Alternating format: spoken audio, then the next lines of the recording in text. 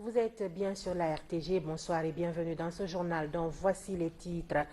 La ministre de la Pêche est passée devant les conseillers du CNT. Charlotte Daffé est allée apporter des éclaircissements sur l'approvisionnement de nos marchés en poissons de qualité, mais aussi sur la gestion des débarcadères.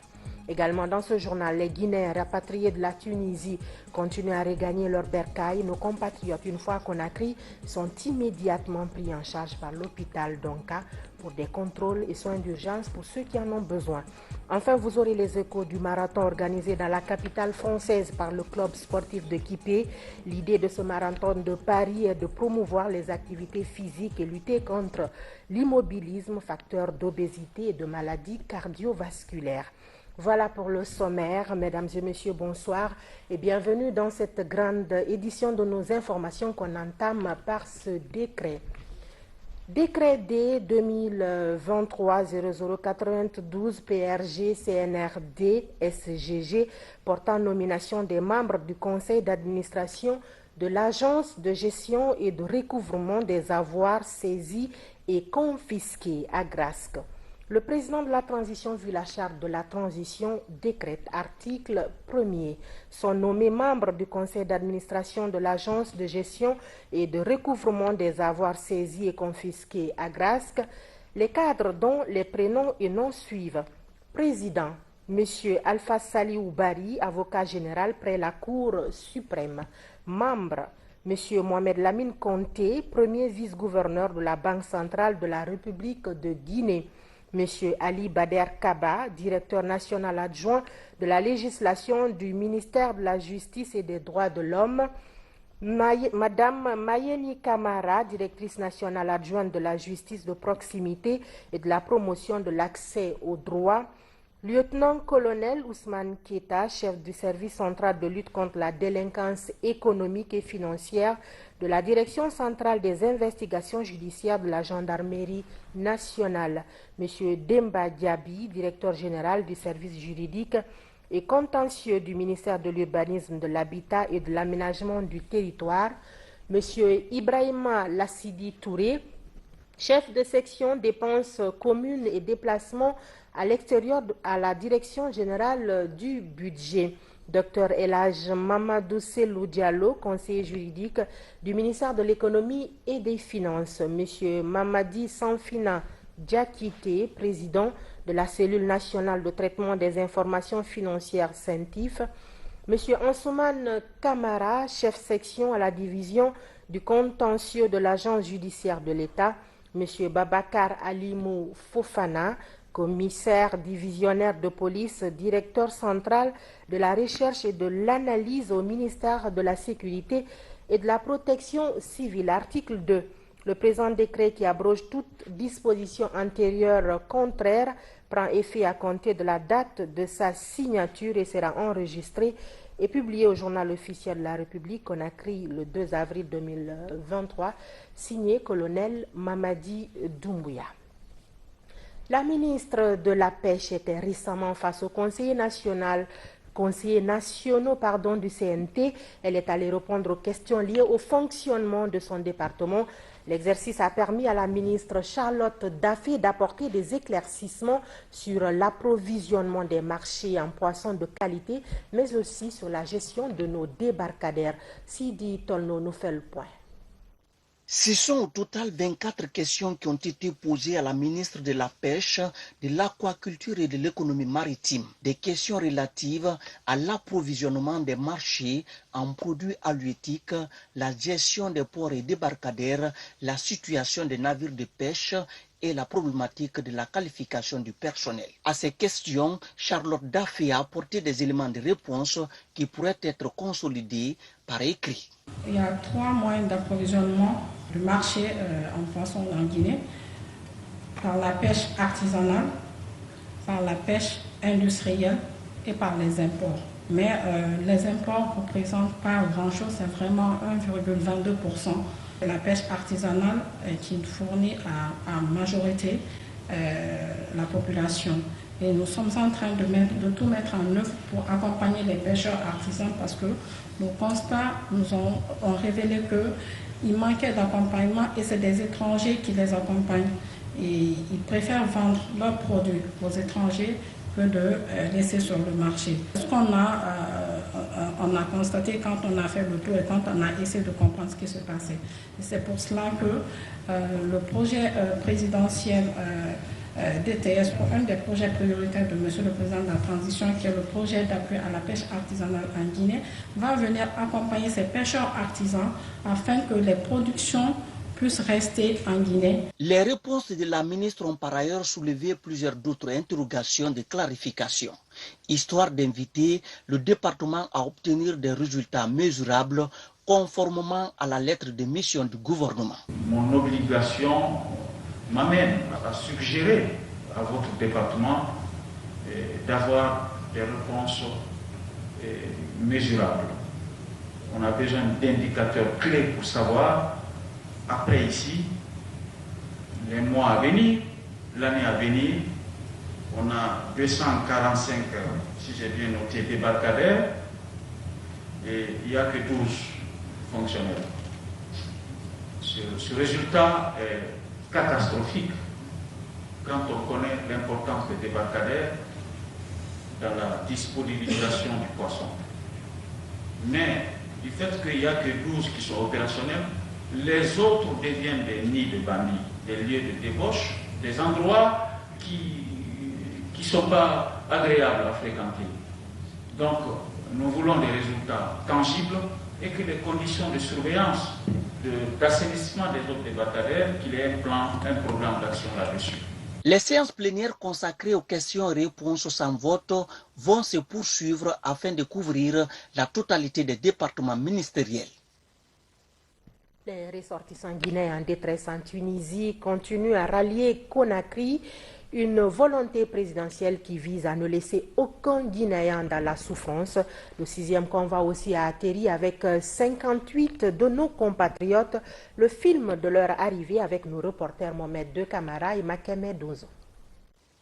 Ce 6e convoi est composé de 58 jeunes Guinéens qui ont souffert le martyre en Tunisie. Enfin, ils sont de retour au bercail. Parmi eux, 3 femmes et une fillette de 5 mois. Au bas de l'appareil se trouve le ministre des Affaires étrangères, de l'intégration africaine et des Guinéens établis à l'étranger et sa collègue de la promotion féminine de l'enfance et des personnes vulnérables. Le président de la transition, il a dit quand on commence un travail, on le finit. Allez les chercher jusqu'au dernier. C'est ce que nous sommes en train de faire. Aujourd'hui, ayant vu qu'il y a encore du monde là-bas, puisque les gens viennent, ils sortent des villes secondaires de la Tunisie, nous continuons à appliquer les instructions du chef de l'État. C'est pourquoi nous avons renforcé le pont aérien. La Guinée est fière de retrouver ses bras valides. Soyez rassurés d'une chose, le colonel Doumbouya, le président de la transition, fera tout ce qui est humainement possible pendant la transition pour que les jeunes Guinéens que vous êtes soient plutôt enclins à travailler chez eux qu'à aller ailleurs. Toutes les dispositions sont prises pour accueillir ces Guinéens. Après l'aéroport, ils ont passé leur première nuit au centre de transit et d'orientation des migrants à Jean-Paul II, où ils sont identifiés avant de rejoindre leur famille. Le département de la promotion féminine de l'enfance et des personnes vulnérables prend soin de ces personnes pour leur réconfort, mais également pour les soutenir. Il faut quand même faire la médiation pour que la réintégration au sein des familles puisse se faire dans de bonnes conditions, mais aussi que non seulement ils soient acceptés, mais qu'eux aussi ils acceptent de réintégrer les familles. Ce programme présidentiel, qui vise à secourir les compatriotes vivant à l'étranger, s'inscrit dans la dynamique du respect de notre devise qui est travail, justice et solidarité entre tous les Guinéens. Conformément aux instructions du chef de l'État, le ministre des Affaires étrangères maintient le pont aérien Conakry-Tunis. À noter que ces compatriotes rapatriés de la Tunisie, une fois à Conakry, sont immédiatement pris en charge à l'hôpital d'Onka. Un geste qu'ils saluent. Ils apprécient surtout les efforts consentis dans la rénovation de l'hôpital d'Onka. Désormais, plus besoin d'évacuation sanitaire pour de nombreuses pathologies pour lesquelles il fallait autrefois prendre son billet d'avion pour aller dans d'autres pays. Tierno Ousmane Diallo. Ces images ont fait le tour de la toile des Guinéens traumatisés en Tunisie, de retour dans leur patrie grâce à un pont aérien établi par le chef de l'État qui en personne les accueille à leur descente d'avion et les réconforte. Certains étaient allés en Tunisie pour les soins médicaux. À leur maladie s'ajoute la choquante expérience qu'ils ont vécue du fait de leur couleur de peau. Eux sont immédiatement admis à l'hôpital Donka pour leur prise en charge médicale sur instruction du chef de l'État. Précisément, je remercie le président Mamadi Doumbouya. Il a fait un grand effort parce que la situation là-bas, ça ne va pas. Et je dis un grand merci aussi à l'hôpital Donka pour ce changement-là. Je suis dépassée quand même. Vraiment, depuis qu'on est arrivé à Repos, moi j'étais malade. Donc il nous a embarqué direct de venir ici. Sinon vraiment, ce qu'il a fait, c'est mieux d'abord de nous envoyer ici. Sinon moi c'était moulé. Oui, tu vois.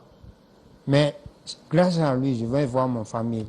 Avec les changements apportés à l'hôpital national d'Onka, l'un des grands objectifs est de réduire drastiquement les évacuations sanitaires.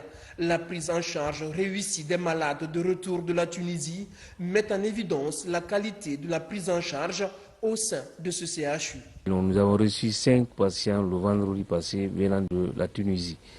Et parmi ces 5 patients, il y a 3 qui sont déjà beaucoup améliorés. Ils étaient fatigués, mais avec le traitement qu'on a fait pour eux, ils sont beaucoup améliorés.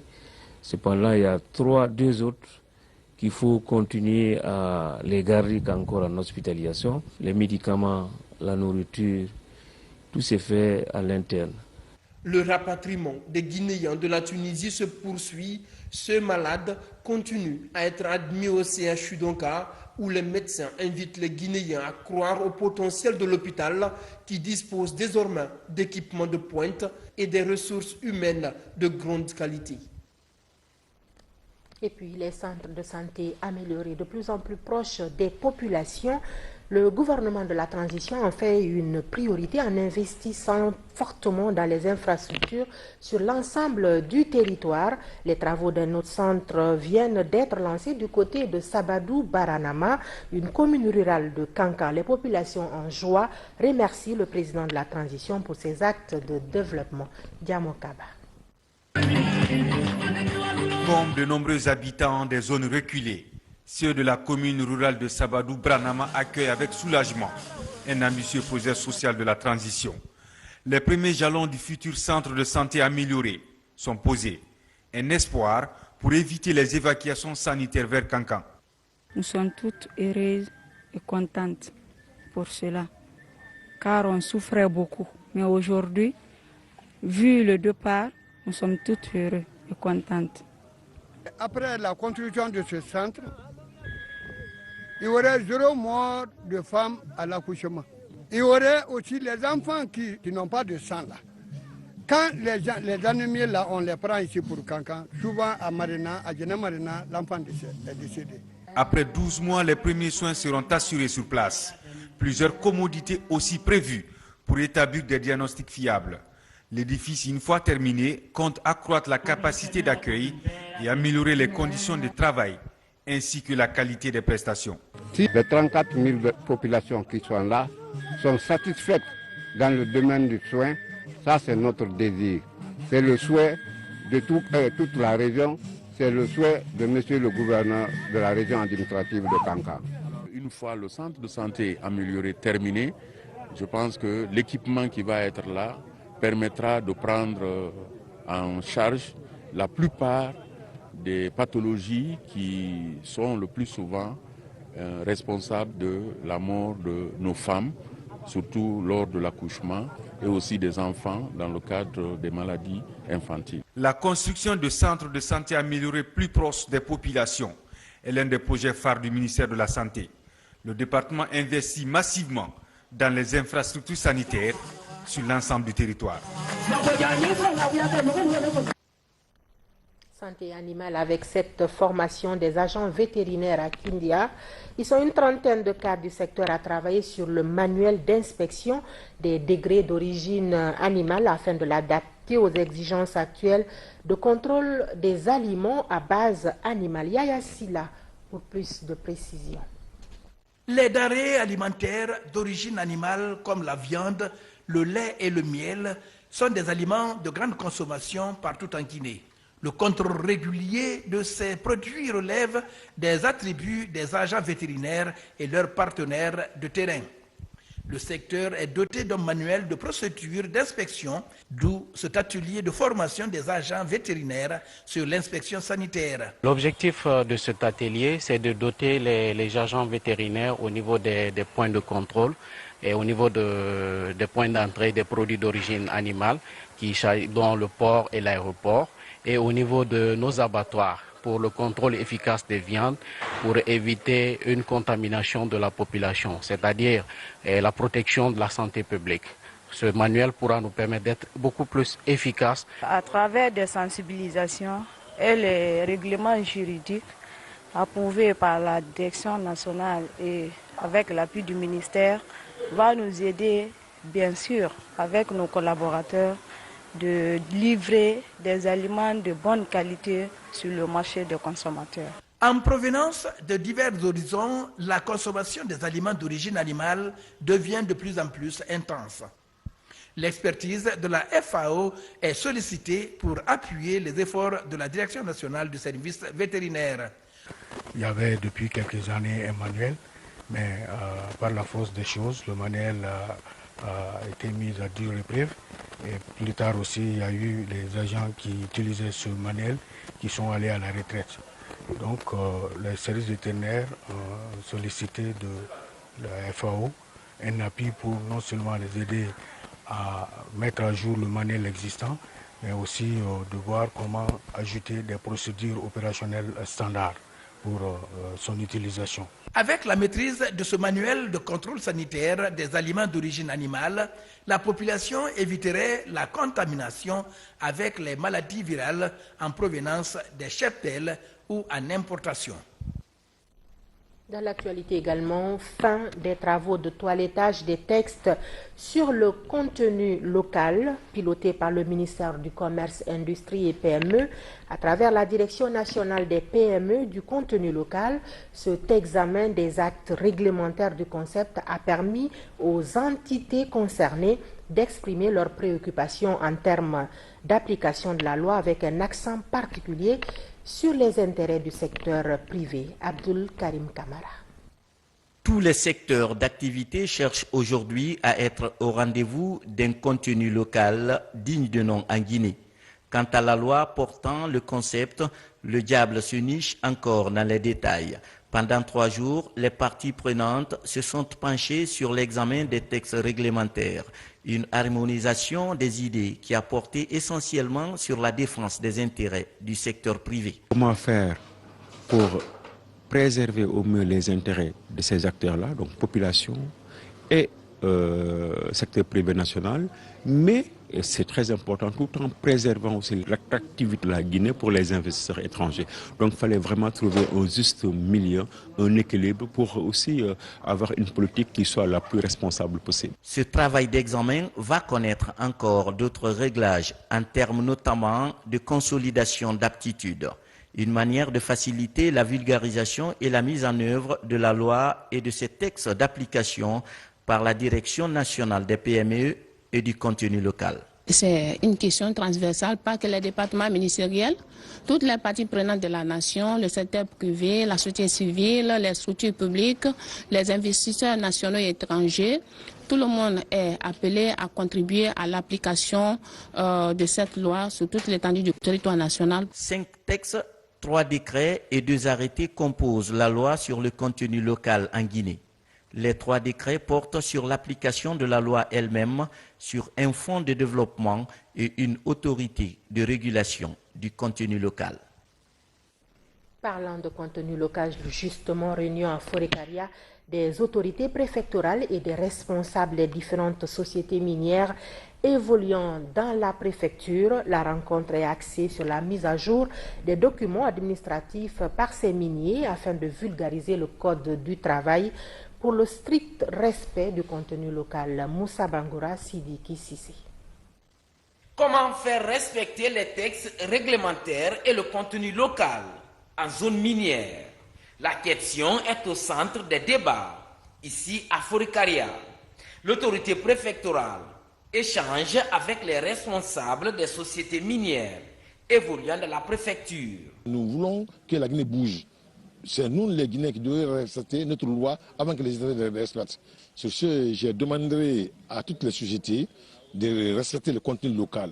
Les étrangers qui vivent ici, on doit les sécuriser. Mais au retour, ils doivent tenir compte à notre réglementation qui est dans notre feuille de route. Les Guinéens qui sont avec eux aussi ont besoin d'être protégés. On était là pour ça, pour échanger et les sensibiliser, de leur dire aussi de se mettre à jour vis-à-vis de l'administration du travail et vis-à-vis aussi des travailleurs. Principal enjeu de ces travaux, sensibiliser ces acteurs miniers à mettre à jour les documents administratifs et les aider à maîtriser le contenu du règlement intérieur du Code du travail afin d'éviter les erreurs du passé.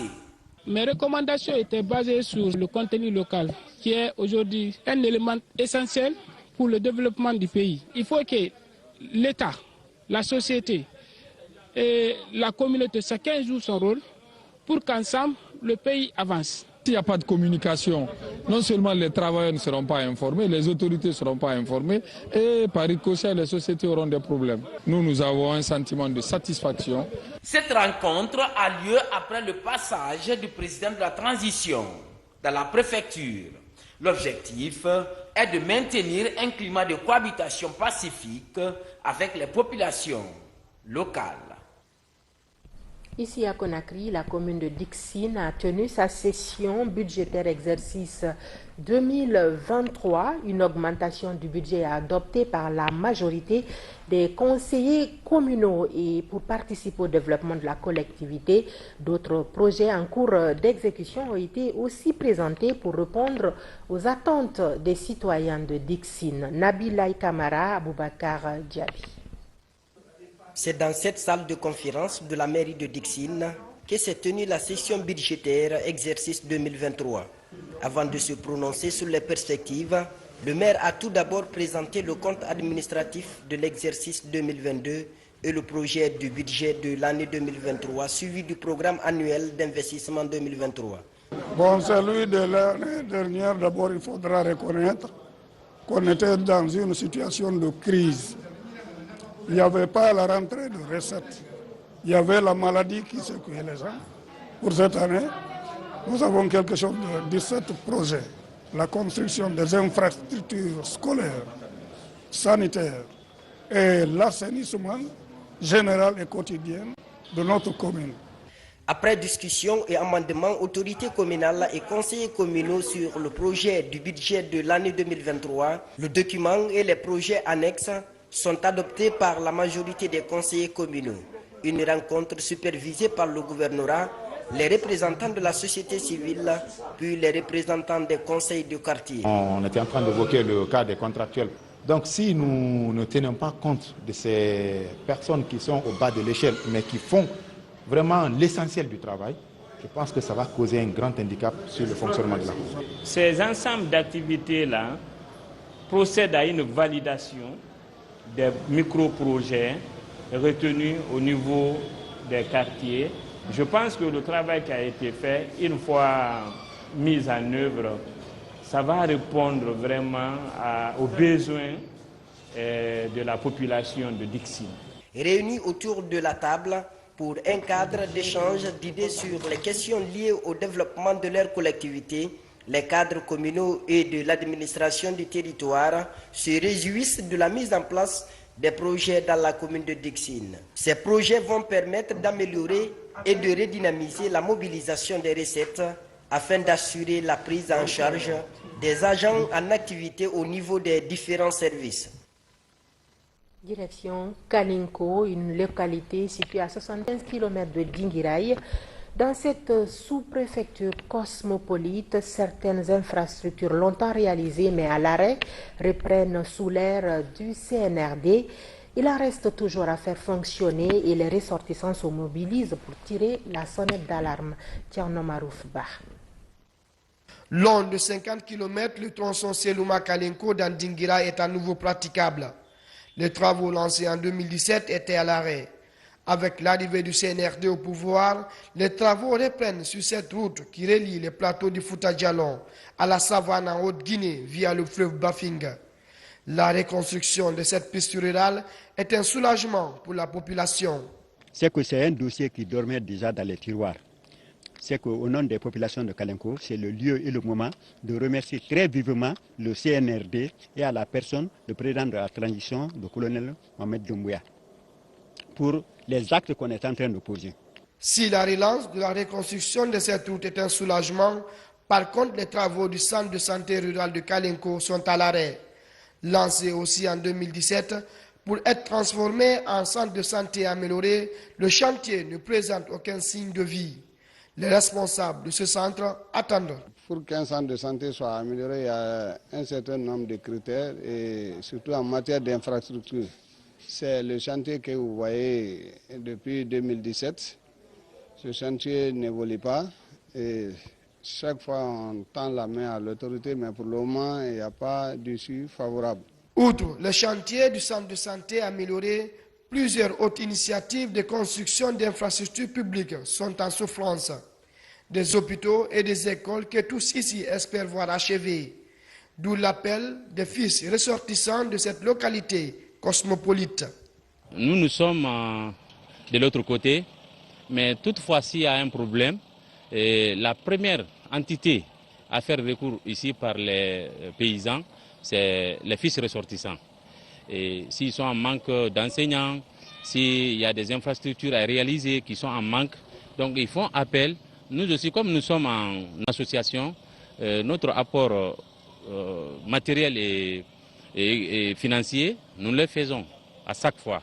Malgré le retard dans l'achèvement des infrastructures sociales de base, les populations de Kalinko ne désespèrent pas. Elles continuent de se mobiliser pour progressivement changer l'image de la localité et attendent vivement le soutien de l'État dans le programme de développement communautaire. Du côté de Massanta, la coalition des femmes leaders s'implique dans la culture de la paix. Elles viennent d'organiser une série de campagnes de sensibilisation sur la paix et le développement dans leur zone. RTG Zérekoré, Lancé Kamisoko, Mohamed Lamine Diallo, Mohamed Salou Paye. Accompagner le gouvernement de la transition dans l'instauration d'une paix durable entre les fils et filles de la région forestière, c'est l'objectif que s'est fixé la coalition des femmes leaders de Massanta. Elle vient de boucler une série de campagnes de sensibilisation sur le changement de comportement en faveur de la paix et l'unité dans la préfecture de Massanta. Nous sommes nés dans cette ville où nous avons fait notre jeunesse et nos études primaires et secondaires dans la communauté, dans la fraternité. Massanta était vraiment alors un véritable havre de paix. Quand il y a conflit, c'est nos enfants qu'on livre comme des chairs à canon. Nos maris, c'est la femme qui est la victime dans tout cela. Donc, quand il y a paix quelque part, développement, les enfants qui font l'avenir de la famille, tout un chacun a la joie de vieillir dans les bras de ses enfants dans la paix et dans l'honneur. Symbole de l'unité de toute la jeunesse de la commune urbaine, c'est la maison des jeunes de Massanta qui abrite les festivités. La paix que nos mamans sont en train de parler, c'est pour nous les jeunes. Quand il y a tant qu'il y a la paix, les jeunes vont travailler, c'est quand il y a la paix. Il y a des projets pour Massanta, c'est quand il y a la paix. Et dès que les projets là seront là, qui va travailler, c'est la jeunesse. Donc moi, je suis vraiment content de nos mamans. À l'occasion de ce meeting qui marque la fin de vos multiples contacts pour la promotion de la paix et de la cohabitation pacifique à Massanta. Il témoigne votre volonté à unir les filles et fils dans le cadre de la réconciliation et de la cohabitation pacifique. Ces 2 semaines de plaidoyer et de sensibilisation sur la paix et la cohésion sociale connaissent la participation de toutes les composantes de la société. Elles sont placées sous la haute autorité des patriarches des 2 communautés de la ville. Pour avoir de fortes femmes leaders de demain, il faut déjà commencer à les préparer aujourd'hui. Là-dessus, l'ambassade de la République d'Allemagne en Guinée a organisé ce week-end une réflexion au lycée du 2 octobre, Sia Kaloum, une réflexion à laquelle ont participé de nombreuses jeunes filles. Reportage Sayon Keta. Le lycée 2 octobre aux couleurs du mois de mars, mois de la femme. Une mobilisation pour célébrer la fin d'un mois de sensibilisation sur le respect des droits des femmes. Au cœur des débats, la place de la couche féminine dans la société. Ce partage d'expérience profite bien aux filles afin qu'elles deviennent des leaders de demain. Je peux tout simplement vous dire, comme si la transition que nous sommes en train de mener est un déclic pour les droits des femmes. Et vous voyez, beaucoup d'initiatives, de très bonnes initiatives se présentent pour réunir les femmes, les jeunes filles, les femmes leaders, échanger. Cela permet aux jeunes filles de s'inspirer du parcours et du combat mené par les mamans, les sœurs et les tantes. L'événement est organisé par l'ambassade d'Allemagne en Guinée. La journée de réflexion exhume l'appui technique et financier de cette représentation diplomatique sur le sol guinéen. Un pays qui entretient de belles relations avec la République de Guinée dans plusieurs domaines, notamment l'éducation et la santé. En réalité, les femmes ont les mêmes droits et doivent avoir les mêmes possibilités toute l'année comme les hommes. Et donc, on reste quand même avec un mois où on se concentre particulièrement là-dessus, mais après, la lutte continue. L'égalité des sexes doit être défendue toute l'année en Guinée, en Allemagne et dans le monde entier. D'autres leaders ont fait également entendre leur voix. Les pièces du slam étaient au rendez-vous pour toucher les cœurs et les esprits sur les conditions féminines. L'appel que j'ai à lancer à l'égard des Guinéens, parce que ce n'est pas seulement que les filles qui doivent le savoir. Maintenant, ce que moi j'ai à dire, c'est de sortir de ces sujets tabous et de dénoncer vraiment ce que subissent les femmes dans notre société. Rendre une fois de plus hommage à la femme, parler des droits de la femme, envoyer des femmes leaders qui vont être aujourd'hui présentes ici, parler de leur trajet, leur parcours et donner des conseils surtout aux jeunes filles du lycée 2 octobre. Donc c'était une manière pour moi de les amener à venir écouter ces femmes aujourd'hui, ces femmes leaders ici, se faire des visions pour le futur. La sensibilisation se poursuit et des engagements sont renouvelés. C'est aussi une occasion pour les parties prenantes de faire le bilan de leur activité en vue de se fixer de nouveaux buts à atteindre. Sur un tout autre plan, Ramadan et solidarité, la Fondation Tidiane Koïta distribue 20 000 sacs de riz aux familles démunies du pays en ce mois béni de Ramadan. Dans la commune de Dixine, des artistes, humoristes et musiciens ont été servis en denrées alimentaires par la Fondation Tidiane Koïta pour l'aide au développement. Nabila et Moussa Kamara. Après les artistes, humoristes, les musiciens, les médias publics et privés, c'est au tour des familles démunies, veuves et responsables de la commune de Matoto de bénéficier des sacs de riz de 25 kg. Une contribution de la Fondation Tidiane Koïta pour l'aide et le développement en cette période de Ramadan. Ils n'ont qu'à faire comme M. Koïta. Parce que vraiment, tout ce que, même si je prépare, je finis, je te donne une cuillerée, vraiment, si tu dis à Barca, ça va être, c'est M. Koïta. J'apprécie le don et je suis très satisfait d'avoir pensé aux démunis. Ça c'est un de deux. Je suis très content, je remercie le donateur à tout cœur. Cette vaste campagne de distribution des vivres aux familles démunies est pilotée par le coordinateur de la FOTICAD.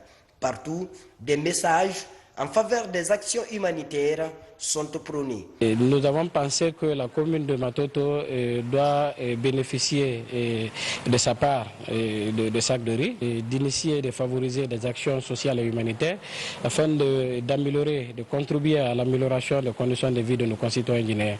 Nous sommes dans un mois de pénitence, de pardon, de pitié.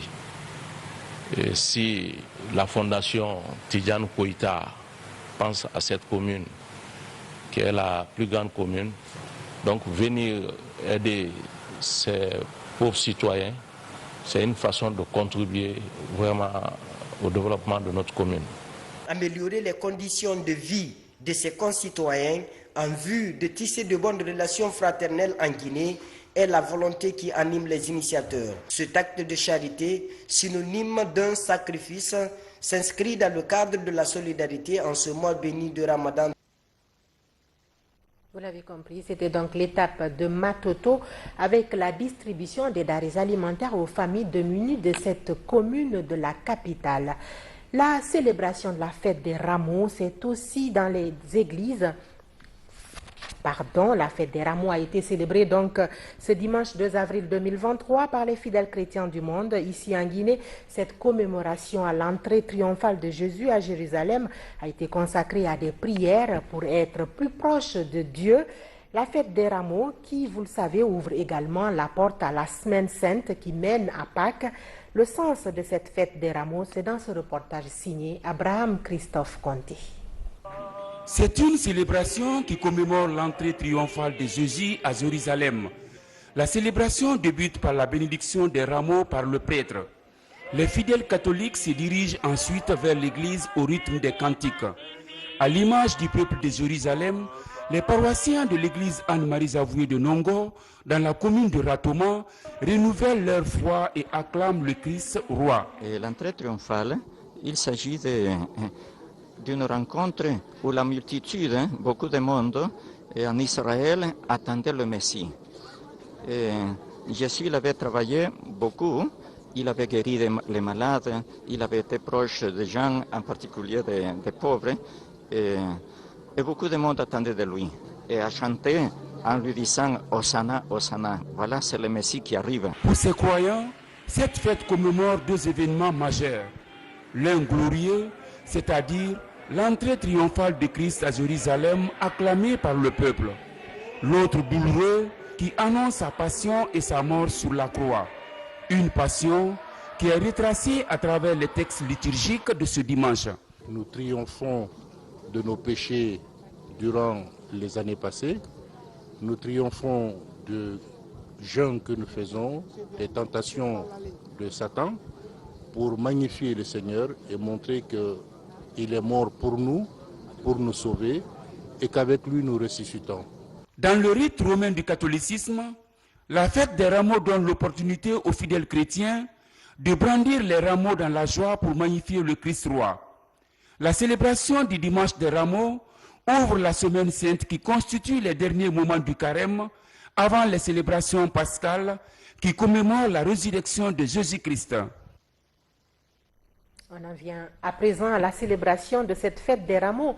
Dans les églises de la banlieue de Conakry, les fidèles, avec en main des branches de rameaux, se sont fortement mobilisés au sein de leurs différents lieux de culte. Nos équipes ont fait le tour de quelques lieux de prière. Voici le reportage de Bernard Tonguilo. Dans presque toutes les paroisses, la célébration du dimanche des Rameaux a débuté par une procession. Des rameaux brandis en chantant en souvenir de la rentrée triomphale du Christ à Jérusalem.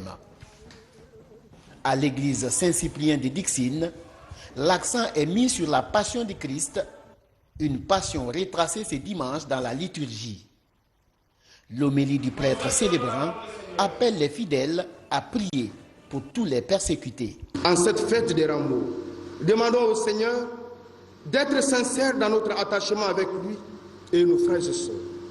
Prions pour que les biens matériels, l'argent et toute recherche de ce monde ne soient pas pour nous objet de tentation qui nous pousserait au regret total. Prions pour toutes ces personnes persécutées, humiliées et bannies dans leurs milieux respectifs, pour qu'à l'image de Christ, ils puissent connaître la joie de la délivrance. Aujourd'hui, nous avons le dimanche des Rameaux, mais aussi nous avons la passion du Christ qui nous amène à la résurrection. Et voilà aujourd'hui cette joie et la manifestation du Christ qui nous anime aujourd'hui après 40 jours de jeûne et de prière. À la paroisse Sainte-Odile de Simbaya, cette solennité est mise à profit pour exhorter les fidèles à poursuivre l'effort de mobilisation des fonds pour achever le chantier de l'église en construction. Nous sommes en chantier et je remercie mes chrétiens qui, chacun avec leurs pauvres moyens, ont contribué à ce que nous puissions faire ce qui est. Bien sûr, nous tendons les mains aux personnes de bonne volonté, principalement à l'État, au gouvernement, au chef de l'État, que tous ceux-là qui ont du cœur, qu'ils pensent que c'est la maison de Dieu et que pour cette maison de Dieu, on n'a jamais assez donné. En haute banlieue de Conakry, à l'église Saint-Charles Luanga de Sonfonia, la mobilisation était aussi grande ce dimanche. Cette communauté chrétienne prépare la consécration de son église nouvellement construite. Depuis déjà plus de 10 années, les fidèles sont en train de cotiser de petits montants pour la construction de cette église. En plus de ce que les amis, les sympathisants ont pu mettre pour construire cette église. Quand c'est fait, il faut procéder à son inauguration qu'on appelle dans le jargon catholique la consécration. Bien chers frères et sœurs, entrons dans cette semaine sainte de l'an de grâce 2023 en suivant Jésus à la trace, en allant mourir avec lui, afin de ressusciter joyeusement avec lui le dimanche de Pâques. Aujourd'hui, Jésus veut redire à chacun de nous ce message important. Il n'y a pas de plus grand amour que de donner sa vie pour ses amis. Dans toutes les paroisses, c'est la même mobilisation, la même ambiance et les couleurs de la célébration pascale sont déjà visibles sur tous les visages. Lancement des travaux de construction d'un village artisanal à Boké, une infrastructure moderne pour regrouper tous les artisans dans un cadre idéal avec tous les corps de métier en un seul endroit. Des ateliers aux salles d'exposition, tout est prévu pour l'épanouissement des artisans de la région de Boké, Ousmane Ba. Sur les 4 hectares octroyés ici dans le secteur Kakui, 2 vont être aménagés pour abriter le village artisanal de la région de Boké. Sur cette maquette, l'on découvre l'infrastructure, un bâtiment principal en duplex et ses autres blocs qui vont servir d'atelier de fabrication, de formation et d'exposition des produits. Le ministre Alpha Souma, en charge de l'artisanat, procède à la pose de la première pierre qui marque le démarrage officiel des travaux. Je voudrais vous faire comprendre que ce village artisanal qui comprend près d'une dizaine d'édifices permettra aux artisans de toute la région administrative de Boké de bénéficier d'un endroit où ils pourront en même temps assurer la production des articles divers, bénéficier de la formation et du perfectionnement sur les filières porteuses de l'artisanat de la région de Boké, faire des échanges d'expériences et de compétences dans le domaine de l'amélioration de la qualité des produits, tenir les foires d'exposition, les salons et les événements divers dans le cadre de la promotion du secteur de l'artisanat au sein de la région de Boké et exposer les produits pour la commercialisation. En plus du regroupement des artisans dans un cadre idéal, le village artisanal permettra d'améliorer la qualité des produits et surtout de réduire la pauvreté dans la région. Il y a beaucoup de métiers ici qu'on n'a jamais fait en Guinée, sauf au Burkina ou bien au Mali ou bien au Sénégal. Donc on aura la formation là ici.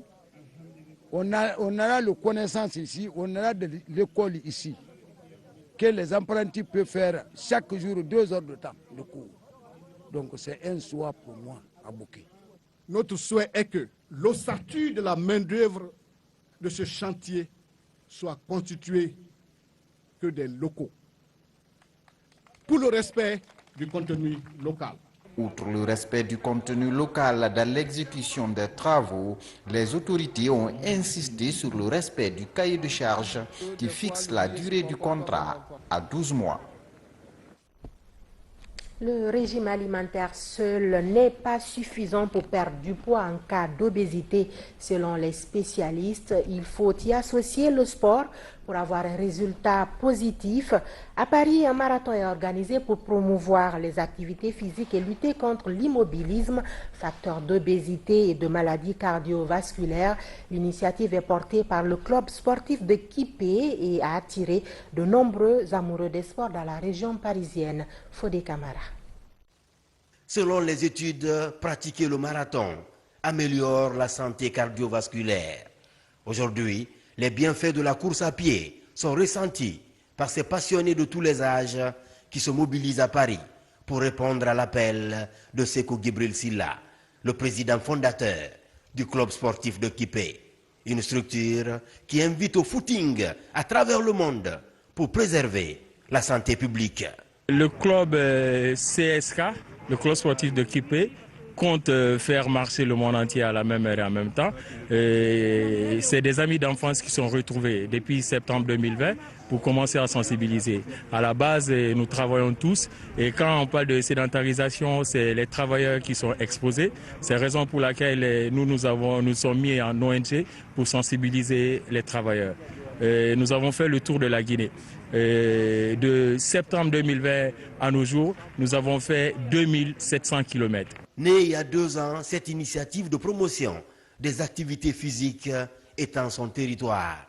Après les capitales régionales de Kindia, Boké, Mamou, Labé et Zérékoré, ici à Paris, ces amoureux du marathon tirent aussi profit des avantages du sport pour le corps et l'esprit. Si déjà on a effectué le déplacement de Grenoble jusqu'ici, la première idée c'est déjà de soutenir Sékou déjà, parce que c'est un projet qu'on a vu naître depuis très longtemps. Il l'a rêvé, il l'a pensé, il l'a réalisé. Et pour nous qui sommes là déjà, on le connaît depuis une éternité, donc pour nous c'était vraiment le minimum déjà d'être là pour lui, le soutenir et l'accompagner dans ce projet. Ça permet effectivement de mobiliser tous les Guinéens qui se trouvent dans la région parisienne, dans les alentours, dans les provinces. Dans la marche, c'est une marche de l'unité, c'est une marche pour la lutte contre les maladies du corps, les maladies cardiovasculaires, c'est l'obésité et aussi ça permet effectivement d'entretenir et de maintenir en fait cette relation avec les Guinéens et pas seulement les Guinéens puisque cette marche est étendue à d'autres structures, à d'autres nationalités et officiellement c'est une marche qui mobilise en fait au-delà de Paris. Chaussez aussi vos crampons pour goûter le plaisir de courir et pour lutter contre l'obésité et les maladies cardiovasculaires. Ce slogan du club sportif de Kipé séduit sur le plan national et international. C'est un moment très très agréable car malgré le froid, nous sommes heureux de nous retrouver et j'espère que c'est quelque chose qu'on va reproduire à l'avenir. J'espère. C'est toujours bien de faire une communion ensemble, voilà, on discute ensemble, puis on apprend à se connaître, et puis voilà quoi. Aujourd'hui, les structures représentatives du club sportif de Kipé tissent leur toile à travers le monde. Elles sont installées en Europe et à l'intérieur du pays. Fini ce journal. Grand merci à vous de l'avoir suivi. Très bon début de semaine à tous et on se dit à très vite sur vos télévisions nationales. Bonsoir.